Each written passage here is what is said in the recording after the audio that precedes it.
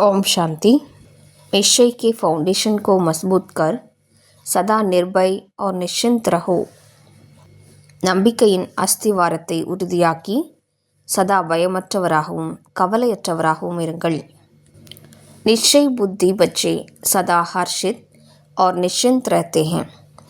நிச்சய புத்தியுடைய குழந்தைகள் சதா மகிழ்ச்சியாகவும் கவலையற்ற நிலையிலும் இருக்கிறார்கள்.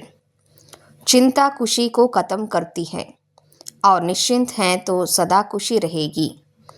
கவலை என்பது மகிழ்ச்சியை அழித்து விடுகிறது. கவலையற்ற நிலை இருந்தால் சதா மகிழ்ச்சியாக இருப்பார்கள்.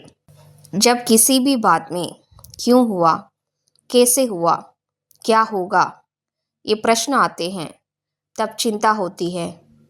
எந்த ஒரு விஷயத்திலும் ஏன் இப்படி நடந்தது, எப்படி நடந்தது, என்னவாகும், இப்படிப்பட்ட கேள்விகள் தோன்றும் போது கவலை ஏற்படுகிறது. क्या क्यों कैसे ये चिंता की लहर है. என்ன, ஏன், எப்படி என்பவையெல்லாம் கவலையின் அலையாகும்.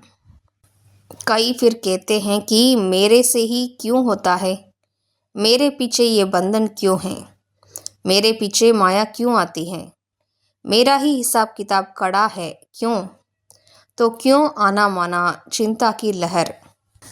இன்னும் சிலரோ எனக்கு மட்டும் ஏன் இப்படி நடக்கிறது, எனக்கு ஏன் இந்த பந்தனம் இருக்கிறது, எனக்கு மட்டும் ஏன் மாயா பின்தொடர்கிறது, என்னுடைய கணக்கு வழக்கு மட்டும் ஏன் இப்படி கடுமையாக இருக்கிறது என்று நினைக்கிறார்கள். இந்த ஏன் என்பது வருகிறது என்றாலே கவலையின் அலை வீசுகிறது என்று பொருளாகும். ஜோ இன் சிந்தாओं से परे हैं वही निश्चिंत है.